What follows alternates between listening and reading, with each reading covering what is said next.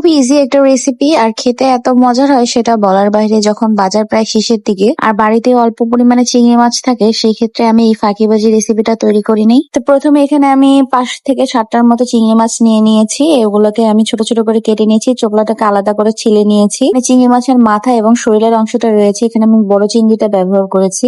হলুদ, মরিচের গুঁড়া আর লবণ দিয়ে মেখে রেখেছিলাম 5 থেকে 10 মিনিট মতো। এবার অল্প আঁচে আমি এটা ভেজে নিচ্ছি। এই রেসিপিটা দিয়ে অনেকজন মানুষ কিন্তু খুব অনায়াসে খেতে পারবো। রেসিপিটার নাম দিয়েছি আমি চিংড়ি মাছের ঝুড়া। এটা রান্না করার সাথে সাথে গরম ভাতের সাথে কিন্তু আমার এই চিংড়ি মাছের ঝুড়াটা রান্না হতে ঠিক যতটা সময় লাগে খেতে কিন্তু তার থেকেও বেশি কম সময় লাগে। প্রায় 5 মিনিট মতো মাছটাকে আমি ভালো মতো ভেজে নিয়েছি। এবার দেখতে পাচ্ছেন তেল উপরে ভেসে উঠেছে। এ পর্যায়ে আমি দিয়ে দিব 1 কাপ মতো পেঁয়াজ কুচি। পেঁয়াজ কুচিটা একটু বাড়িয়ে দিলে এতে করে খেতে কিন্তু খুব ভালো লাগে, যার কারণে আমি পরিমাণ অনুযায়ী আমি এখানে 1 কাপ মতো পেঁয়াজ কুচি দিয়ে এবার পেঁয়াজ কুচিটাকে গোল্ডেন ব্রাউন করে ভেজে নেব।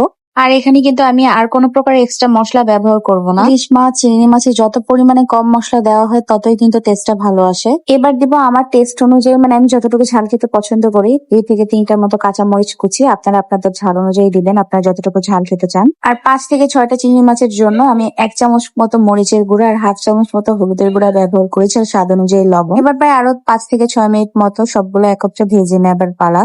মাছটা ভাজা হয়ে গেলে এ পর্যায়ে আমি এখানে ব্যবহার করেছি কিছুটা পরিমাণ পানি। মশলাটা যেন খুব ভালো মতো কষানো হয়ে যায়, যেহেতু মশলাটা পুড়ে যাচ্ছিল অলরেডি। এইভাবে ঠিক 2-1 বার করে আমি পানি দিয়ে মশলাটার সাথে ভালো মতো কষিয়ে নিব মাছগুলো।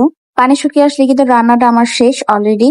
এই হচ্ছে আমার রান্নার ফাইনাল লুক। এবার একটা প্লেটে সার্ভ করতে করতে অলরেডি কিন্তু আমার খাওয়া শুরু হয়ে গিয়েছে। আর দেখতে ঠিক কতটা লোভনীয় হয়েছে আমি ক্যামেরাতে তেমন একটা বোঝা যাচ্ছে না, কিন্তু বাস্তবে কিন্তু এটা খেতে অসাধারণ লেগেছিল। আমার হাজবেন্ড কিন্তু খুব ভালো একটা রিভিউ শেয়ার করেছে। তো অনেকভাবেই চিংড়ি মাছ ভুনা করে খেয়েছেন বা চিংড়ি মাছের ঝোড়া খেয়েছেন, তো এইভাবে একবার রেসিপি তৈরি করে খাবেন। আশা করছি আপনাদের সবার কাছে খুবই ভালো লাগবে আজকের এই রেসিপিটা। রান্না শেষ হওয়ার পরপরই খাওয়া শুরু হয়ে গিয়েছে। চিংড়ি মাছের গন্ধে কিন্তু পুরো বাড়িটা মোমো করছিল। তো সবাই একবার হলো বাড়িতে এভাবে ট্রাই করবেন। আল্লাহ হাফিজ।